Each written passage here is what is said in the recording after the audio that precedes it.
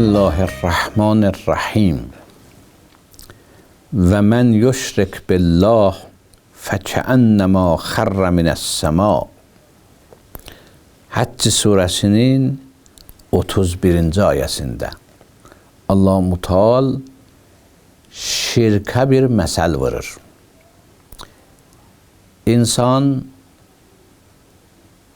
etiqad olmalıdır, çünki aləmdə həqiqətən belənçidir, tək Allahlığa.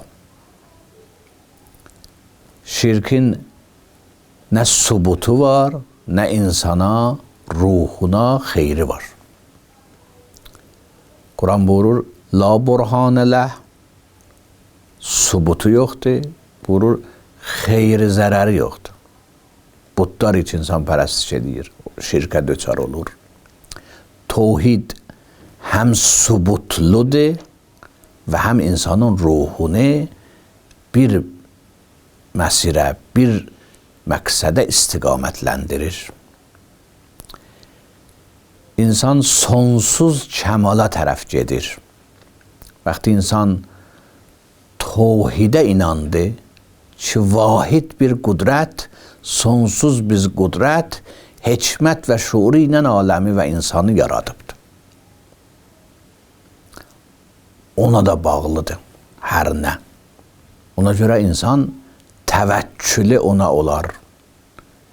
Məyus olmaz həyatda, çünki sonsuz qudrət ilə əlaqədədir. Məğrur olmaz, özünü dartmaz həyatda, çünki bilər ona üzbəyiz olanda heç nədir, sifirdir.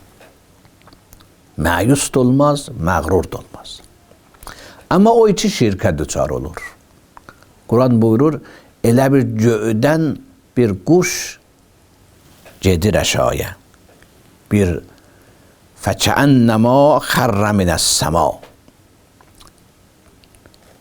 Göydə bir quş gələ əşaya, ya bir qeyri quş göydən düşə.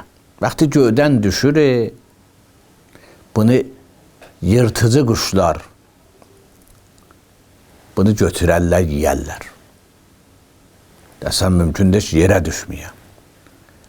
Amma onların caynağına girməsə də, çünki göydən təzyiqlə gəlir, yerdə, uzaq bir yerdə dağılar və aradan gedər.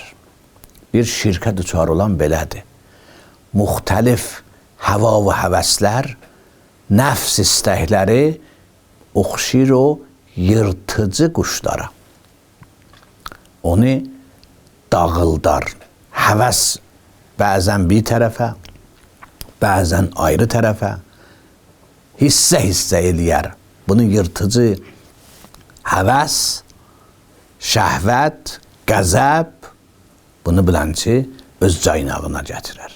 Əgər insan Allahdan uzaqlaşsa, düşər nəfsinin və şeytanın caynağına. Nəfsi bunu elə göydə yırtıcı formasında aradan aparar, ya düşsə şeytanın əli ilə həlakətə düşər və səadətdən qalar. İnsan Allahdan nə qədər uzaqlaşır, eybələm nəfs və şeytanın caynağına girir. Bu məsəl Allah-u Teala vurur, ta insanlar nəfs və şeytan caynağından xəlas olub Allahın kölgəsində, Allahın xeyməsində yaşasınlar. Esselamu aleykum və rəhmətullah və bərəkatuhu.